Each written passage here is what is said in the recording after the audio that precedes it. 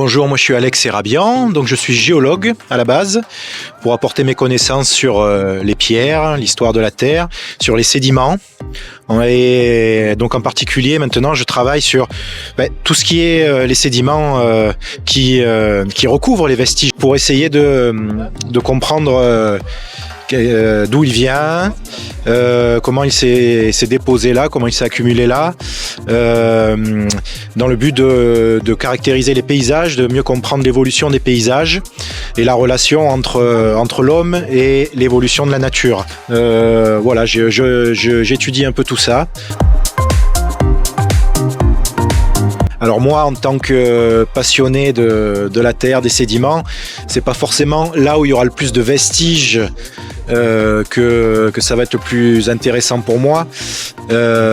C'est dans des zones plus naturelles, on va dire. Donc des chantiers qui m'ont marqué, on travaille dans la plaine de l'Argence, au niveau de Saint-Égulphe, les zones du Rédissart, où il y a des choses très intéressantes. On a des successions avec les dépôts marins qui ont plusieurs milliers d'années. Donc comprendre quel type de pierres ont été employées dans les monuments, d'où viennent ces pierres. Donc récemment, on a pu découvrir qu'il y avait certains types de calcaire qui venaient d'Italie, que les Romains avaient emmené d'Italie. On ne sait pas encore exactement pourquoi, parce que c'est ce qu'on essaie de comprendre actuellement. Dans quel but? Donc c'est comprendre l'origine, la source de ces matériaux, pourquoi ils les ont utilisés, ces matériaux-là en particulier, pourquoi ils ont été utilisés, pourquoi ils les ont fait venir de si loin.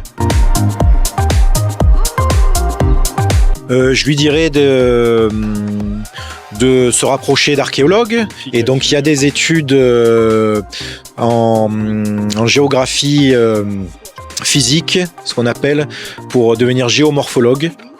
Et il y a des postes des géomorphologues dans les services archéologiques à l'INRAP qui permettent de faire la jonction entre l'étude des processus naturels, de l'évolution naturelle du milieu et l'archéologie.